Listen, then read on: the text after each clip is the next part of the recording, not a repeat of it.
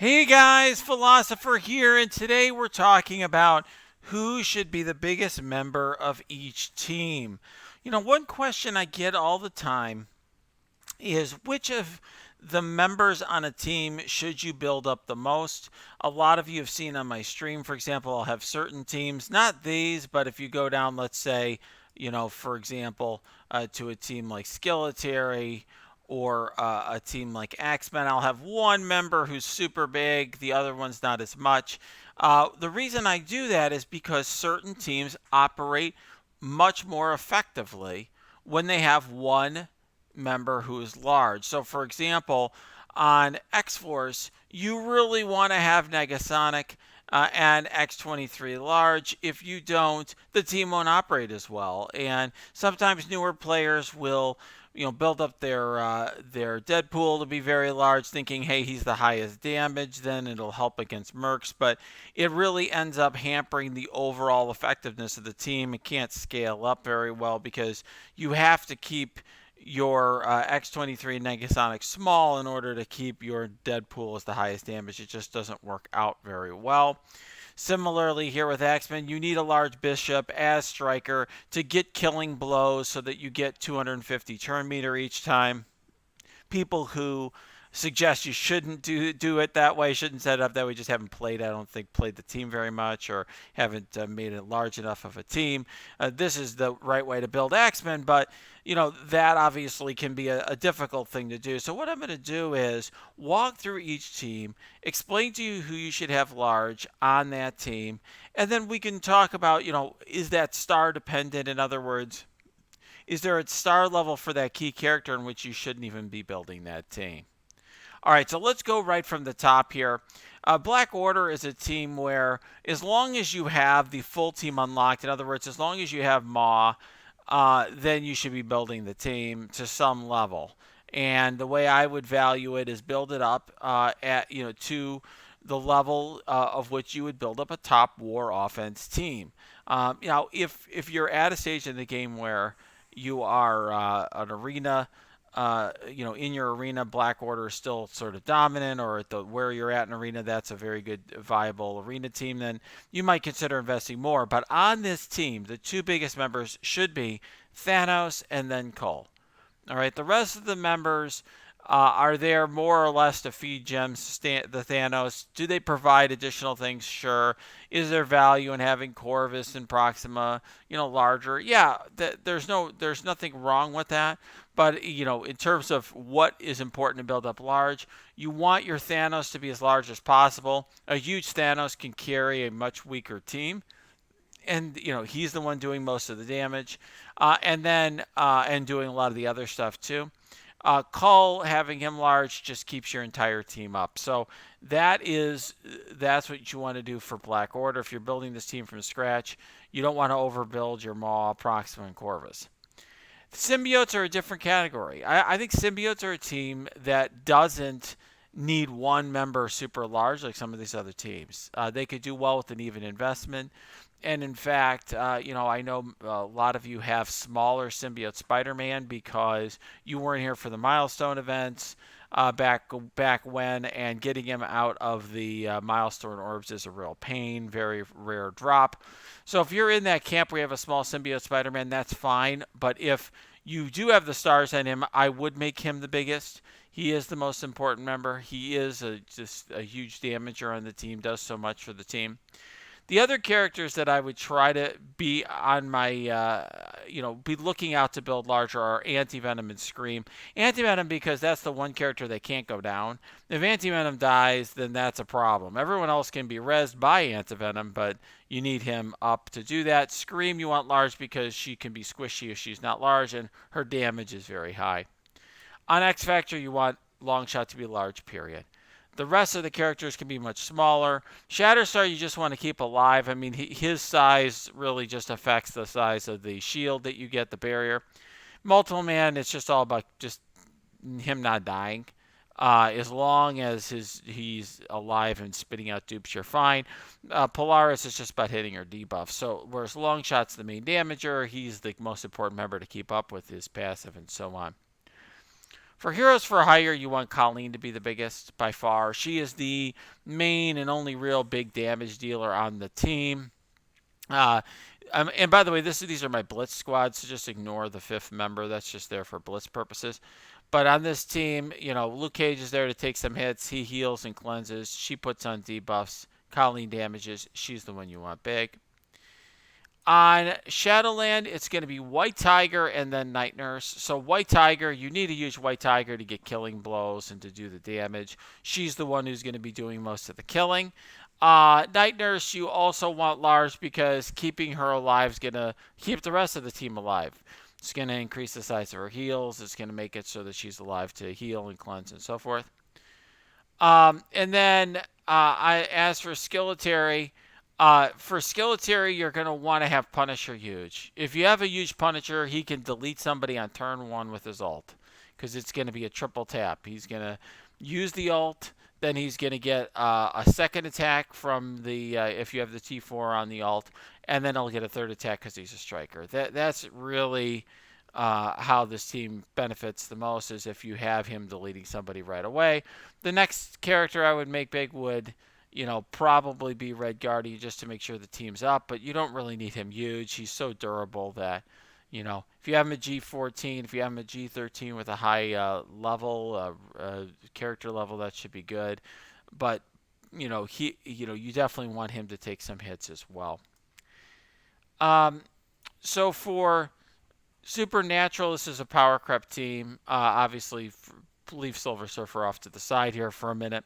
Elsa's the least important. You're usually going to be putting Hela on the team, and Hela is, going to be very large, presumably. But from the team members themselves, Ghost Rider you want to have large, and then other than that, you just want to have Mordo and Strange large enough for Mordo to land his debuffs and Strange not to die. For Axeman, you want a big bishop, period. And then after that, you just want to have Jubilee and Beast not die. Jubilee to hit her debuffs and Beast not to die. The other two are just filler. For XForce, you want to have a huge Negasonic and X23. So Negasonic, you need to, on her ult, bring some enemies below 50%, which gives speed bar to X23. You absolutely have to have that interaction happen in order to be successful in Alliance War. But if that happens, then you also need a big X23 to finish off enemies and do the killing. So those are the two important members. You want to have both of them very large. The rest of the team doesn't matter so much. On Marauders, this is an interesting one.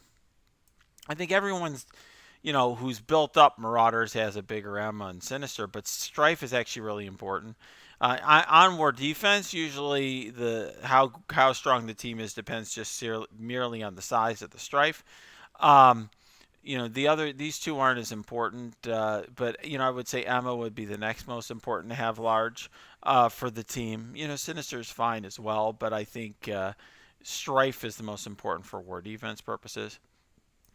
For Brotherhood, you want to have Blob is the biggest, actually. I know it's counterintuitive, but you actually want to have Blob with a T4 in his passive.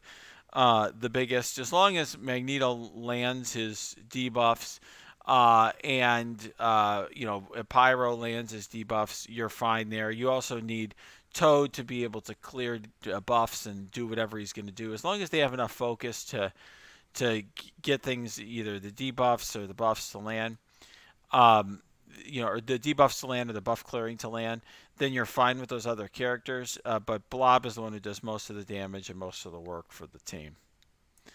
For Inhumans, it's Black Bolt and then Yo-Yo. And really the rest aren't nearly as important. You want to keep Crystal alive so that she could do her second win thing to keep Black Bolt and Yo-Yo up, but they're doing 99% of the work. And Black Bolt's certainly more important than Yo-Yo. For Sinister 6, it's all about Doc Ock. After Doc Ock, you'd like to have a big Electro and Swarm because they do a lot of the damage. But Doc Ock is by far the most important to have big. On Mercs, it's going to be Taskmaster by Country Mile. After Taskmaster, then it would be Merc Riot Guard to keep him up. Him staying up keeps the team up unless he's disrupted. But, Taskmaster all the way. Having a big Taskmaster makes his team a lot harder. On Wave 1, and I realize that this is for Blitz, it's a kind of mishmash team. But on wave 1, you want to have your Hulk and Thor be the biggest. So I don't have Thor here because of for Blitz, but Hulk you want to have huge, Thor you want to have huge, not Cap, not Black Widow, Hawkeye. I mean, they're fine, but they're less important than having a huge Hulk and a huge Thor, which is, by the way, why this team doesn't always perform that well at Blitz. Huge Cap. For Zemo Hydra, it's always you're going to want to have a big Zemo. And then you're going to want to have a Grenadier with a higher damage than Zemo. That's it. That's how you're going to build that team. If your Grenadier is not the highest damage, it's going to hurt when you're using this team against teams like Mercs or against Hydra. Against Mercs or against Shield. That enemies attack the highest damage, but otherwise you just want a big Zemo. He basically carries the whole team. For Uncanny, you want to have a huge Phoenix and then a big enough Colossus to take a lot of hits. The rest of the team less important. Cyclops would be next, though, if you want to take the team to the next level, although at this point they're pretty power crap.